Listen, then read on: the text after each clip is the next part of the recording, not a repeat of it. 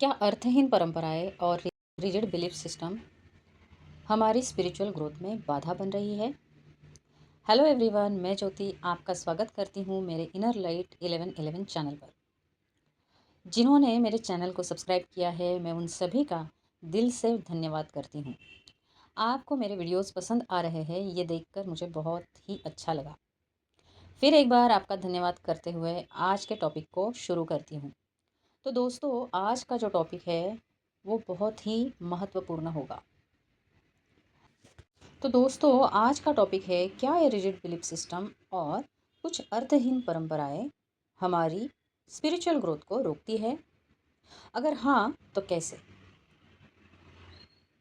आज के वीडियो में यही हम जानने की कोशिश करेंगे। सबसे पहले ये रिजिड बिलीफ सिस्टम और अर्थहीन परंपराएं क्या है, इसे जानते हैं। हम बचपन से ही बहुत सी परंपराएं और मान्यताएं यानी बिलीव्स सीखते हैं।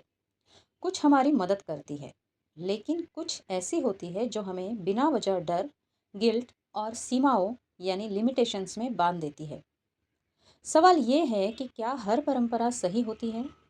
क्या बिना सोचे समझे किसी बिलीफ को मान लेना हमारी ग्रोथ को रोक सकता है? क्या हमें हर इनहेरिटेड बिलीव्स को चैलेंज करना चाहिए? अक्सर हम बिना सोचे समझे कई परंपराओं का पालन करते हैं, सिर्फ इसीलिए कि वे वर्षों से चली आ रही है। लेकिन क्या हमने कभी सोचा है कि क्या ये परंपराएं वास्तव में हमारे जीवन को सकारात्मक रूप से प्रभावित कर रही है या सिर्फ हमें जकड़ कर रख रही है? परंपरा का महत्व और उसकी सीमाएं जानते हैं। परंपराएं समाज को जोड़ने का काम करती है। वे हमें हमारी जड़ों से जोड़ती है और जीवन को संतुलित बनाए रखती है। लेकिन जब कोई परंपरा सिर्फ डर, अंधविश्वास या अज्ञानता के कारण निभाई जा रही हो और उसका कोई वास्तविक लाभ ना हो, तो वो हमारी आत्मिक उन्नति में बाधा बन सकती है। कैसे अर्थहीन परंपराएं आध्यात्मिक विकास में बाधा डालती है, आइए अब ये जानते हैं। अर्थहीन परंपराएं हमारी सोचने समझने की शक्ति को सीमित कर देती है। अक्सर हमें बचपन से ये सिखाया जाता है कि किसी परंपरा पर सवाल नहीं उठाने चाहिए, लेकिन आध्यात्मिक जागरूकता का पहला कदम है जिज्ञासा, हर चीज को समझने की इच्छा। जब हम बिना समझे किसी परंपरा का पालन करते हैं, तो ये हमारी सोचने और जागरूक होने की शक्ति को कमजोर कर देता है। भय और अंधविश्वास को बढ़ावा देती है। कई परंपराएं डर पर आधारित होती है। अगर तुमने ये नहीं किया तो बुरा होगा, भगवान नाराज हो जाएंगे, आपको दोष लग जाएगा, इत्यादि। लेकिन असली अध्यात्म डर से नहीं बल्कि प्रेम और आत्मज्ञान से जुड़ा होता है। जब तक हम डर में जीते हैं, हम अपनी आत्मा की शक्ति को पहचान नहीं सकते। हर व्यक्ति का आध्यात्मिक सफर अलग होता है, लेकिन कई बार समाज या परिवार हमें ये मानने पर मजबूर कर देते हैं कि बस यही सही रास्ता है और कोई दूसरा मार्ग अपनाना गलत होगा। ये सोच व्यक्तिगत आत्मखोज को बाधित करती है।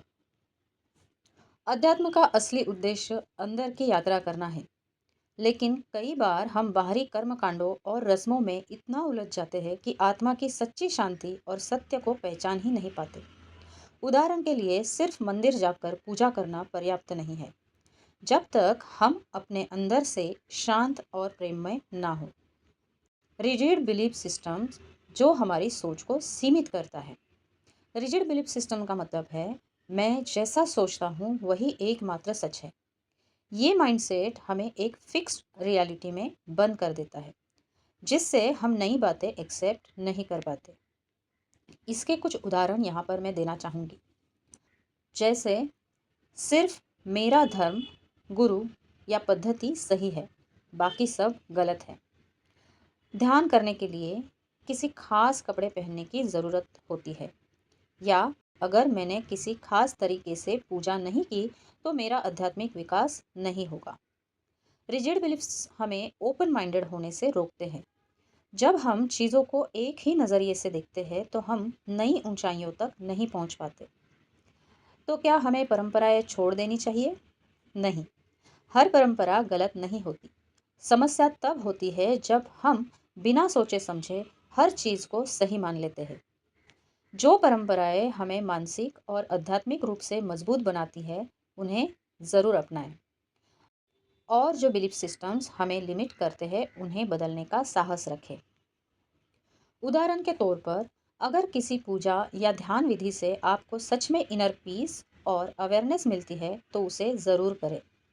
अगर कोई नियम या परंपरा आपको डर, गिल्ट या रेस्ट्रिक्शंस महसूस कराती है तो सोचें, क्या ये सच में ज़रूरी है? अपने बिलीफ सिस्टम को कैसे अपडेट करें? अगर हम अपनी सोच को रिजिड बनाएंगे तो हम कभी हायर कॉन्शियसनेस तक नहीं पहुंच पाएंगे। इसीलिए हमें अपने बिलीफ सिस्टम को समय समय पर चेक करते रहना चाहिए। एक छोटा सा अभ्यास आप इसके लिए कर सकते हैं। एक कागज़ लें और उस पर लिखें, मुझे कौन से बिलीफ्स बचपन से सिखाए गए थे? क्या ये बिलीफ्स मेरी आध्यात्मिक ग्रोथ में मदद कर रहे हैं? क्या इनमें से कुछ बिलीफ्स सिर्फ डर और गिल्ट पर आधारित है?